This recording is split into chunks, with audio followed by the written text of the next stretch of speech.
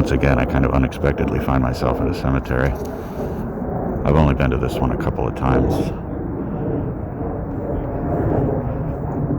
I'm not much for famous burials, but other people are. Probably the most famous burial here is Billie Holiday. And I have a picture of that marker that is quite beautiful, if I say so myself. I don't know that I'm going to track it down today. My intent coming over here was to get to a park in Throgsneck, and it was what I guess you'd call a spontaneous thing. But the bus that I took overshot the park by, looks like, about 3 miles. So maybe I'll figure out another way to get there. This cemetery has some interesting views with the Whitestone Bridge off in the distance. But mostly it's pretty flat. And it being January, the trees are all leafless.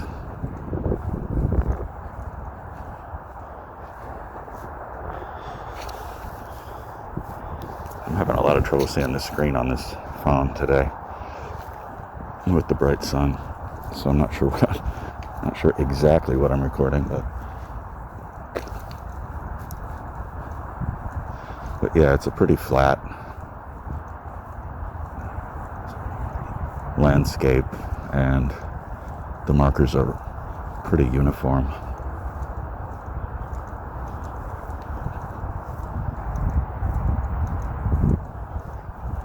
And that's how I remember it from the last time I was here.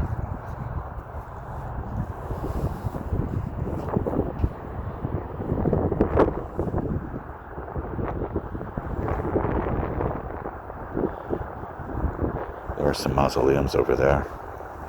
Maybe I'll look at those.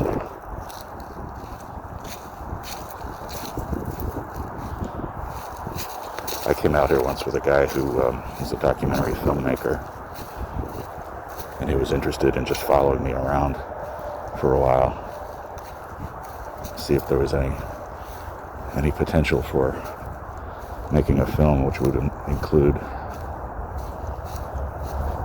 my forensic genealogist gigs that I used to get.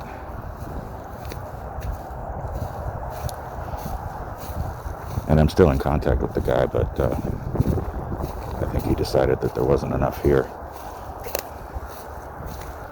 and I was fine with it. I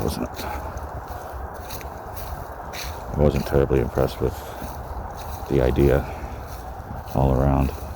He's a good guy, though. Does good work, although I don't know what he's doing now.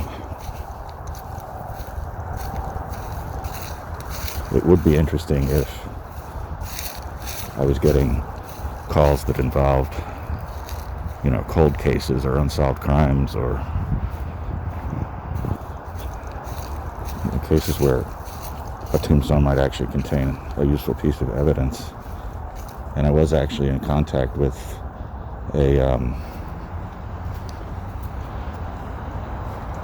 some kind of attorney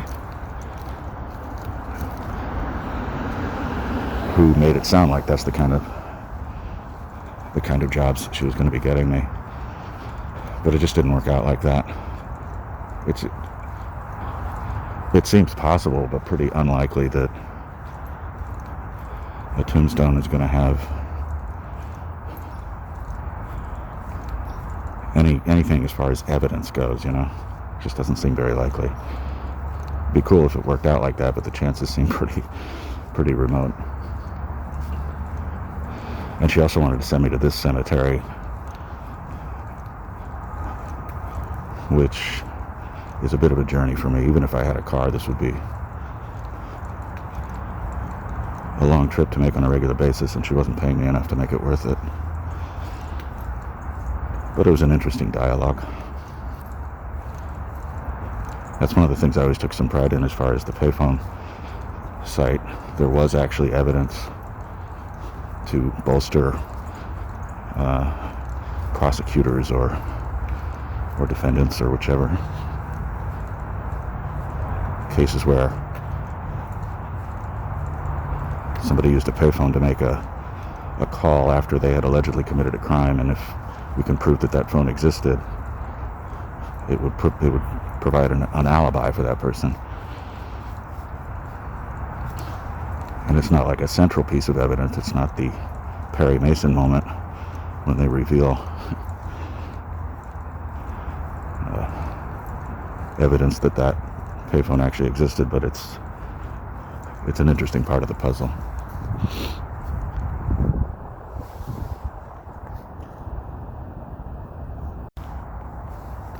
I never really explored this cemetery. I just came out here on photography gigs and did what I came to do and then left. So I don't know what this thing is. This imposing looking statue.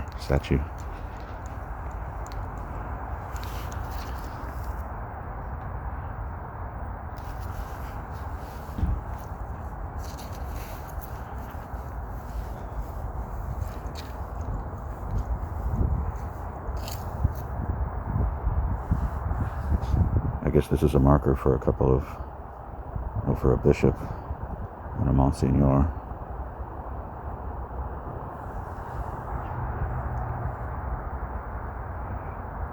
Fish swimming up to the crowned individual holding a key. Fish and crabs too.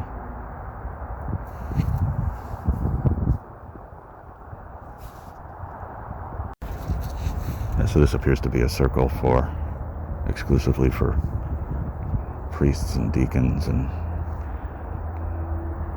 maybe nuns as well. I don't see any women names.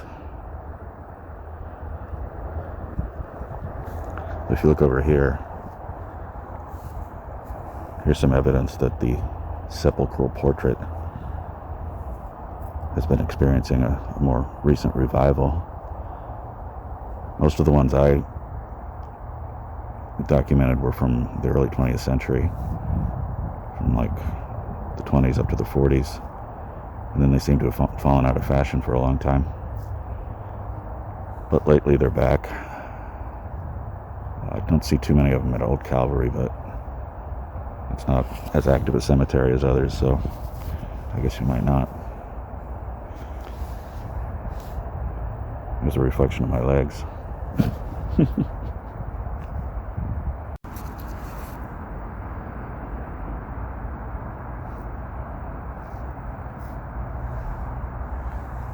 Let's look at the crypts.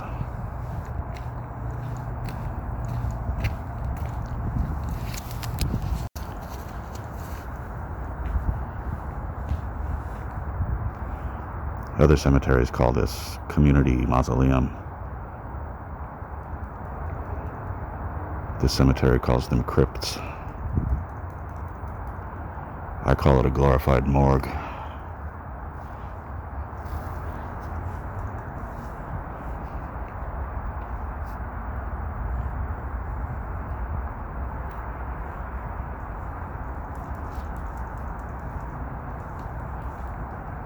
Yeah, you're not supposed to put real flowers on these things. Or maybe they don't enforce that rule, or maybe this yard doesn't have that rule. I don't know.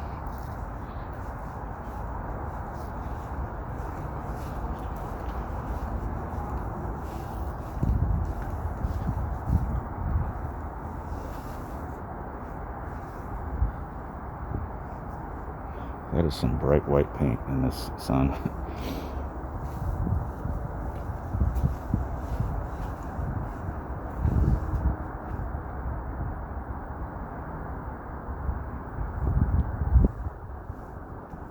There's a slightly different style. These would be cremation urns versus full coffins in the bigger ones. This is kind of how they do it at New Calvary, and they only started doing it relatively recently. Looks like they've been doing it here for quite a while, based on the dates.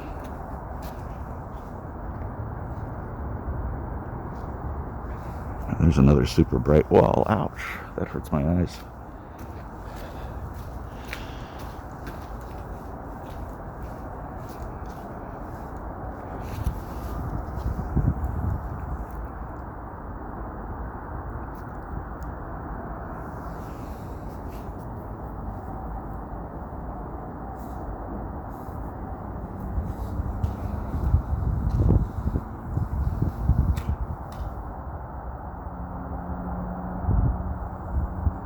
Angelo and Viola Pepe. Well, she lived a lot longer than he did.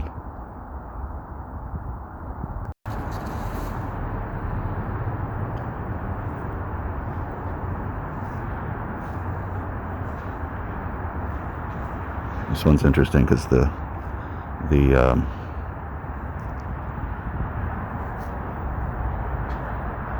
markers have a slightly different style, with affixed metal versus the usual engraved. You gotta ask if that's not a theft risk.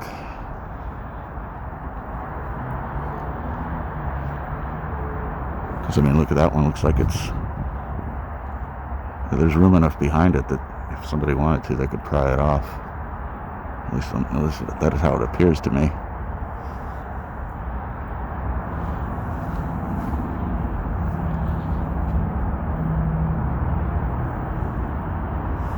Why is that the first thing I think of? I don't know.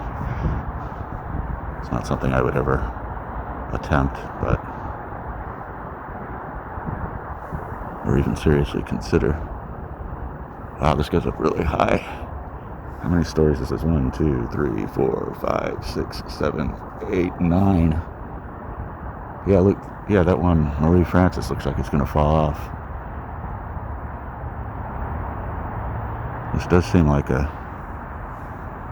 style that could have taken more things into consideration, but what do I know?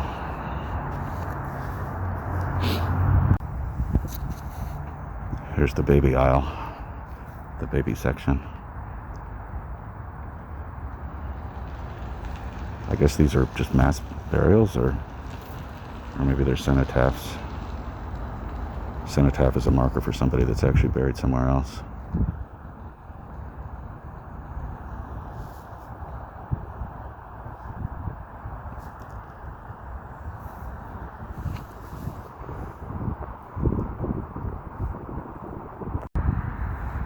I saw this cross from the highway.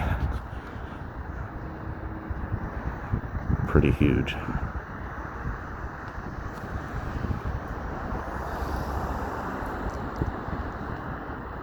I appear to have just walked through a cluster of visitors, but it doesn't appear to be a single funeral. So I'm not sure what's going on. It's none of my business. It's cool how the stones just like roll on and on like an ocean. And there you see the Freedom Tower in the back and the Manhattan skyline.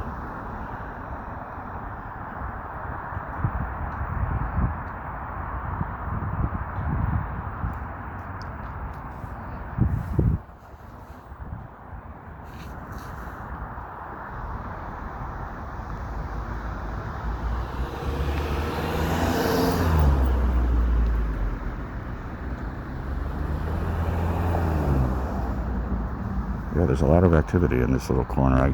I don't like to get people on video when I'm in places like this, or anywhere really. I try to avoid capturing passers-by, but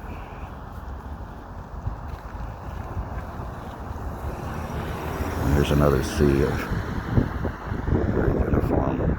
Looks like they're all exactly the same height, but there's some flexibility with the style of the individual stones.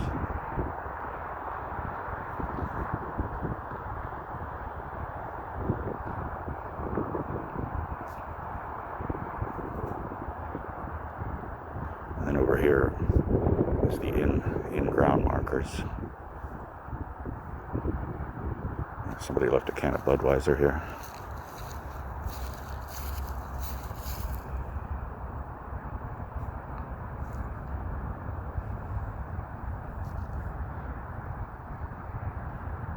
There's the white stone off in the distance.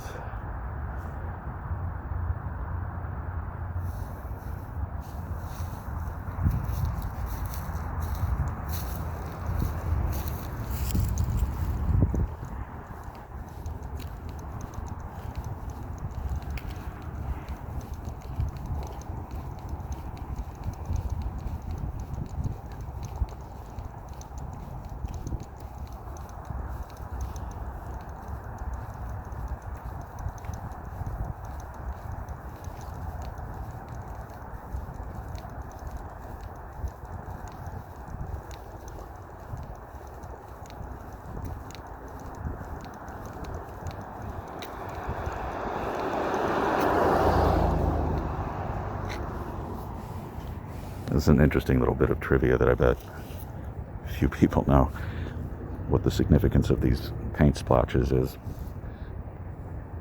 It's used to indicate that this sewer was bombed for West Nile virus. And you see this, you should see spots like this on sewers all over the city, not just out here. Although there is a pretty credible theory that West Nile got its start in New York City cemeteries on account of standing water with the vases that people left at the markers. Here's a sparkly marker.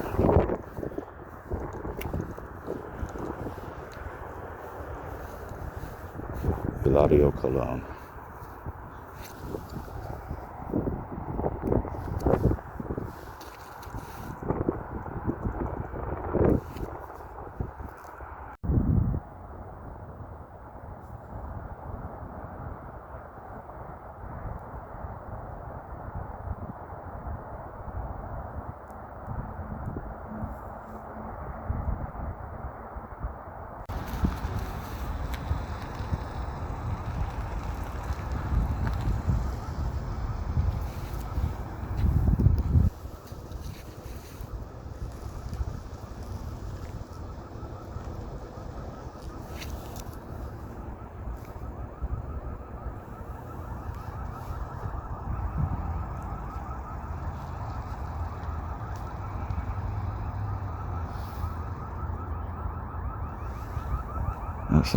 Is that a car alarm?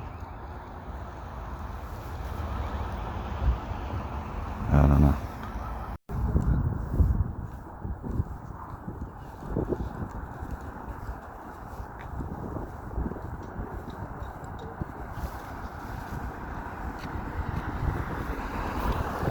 Hey, there's my last name. For such a common last name, I don't see it too often. Still never found my somebody with my exact name.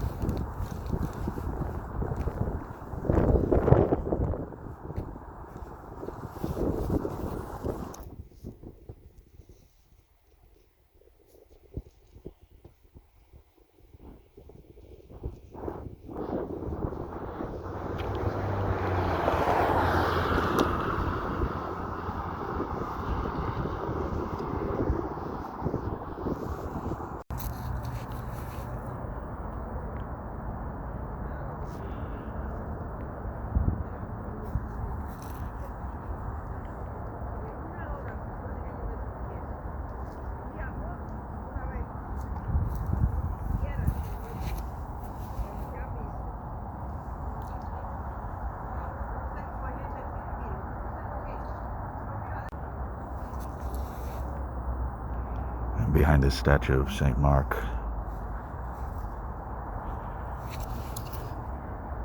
is the reasonably impressive view of the White Stone, if you're into that kind of thing.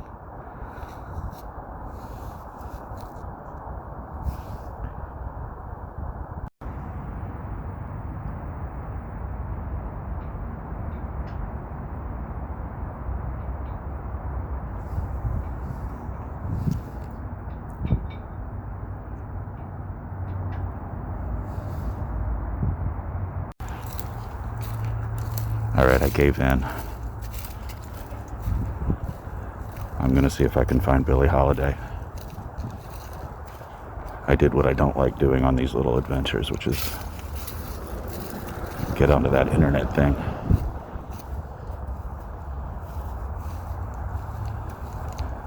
Should be this row 56. I think that's right.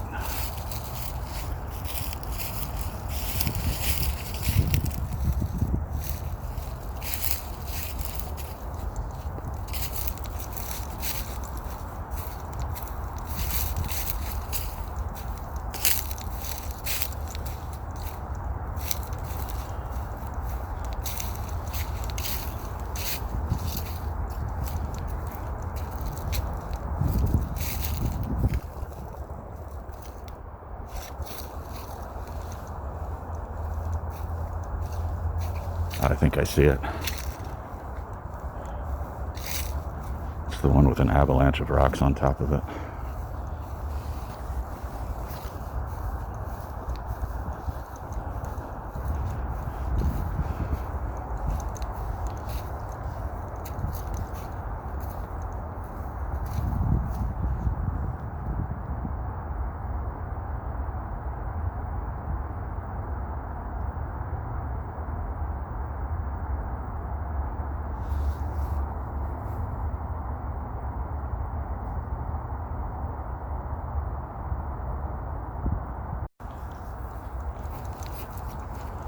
And on we go. This was not intended to be any kind of comprehensive survey. I don't know a whole lot else about this yard, except, as I said, I used to come out here on strictly business.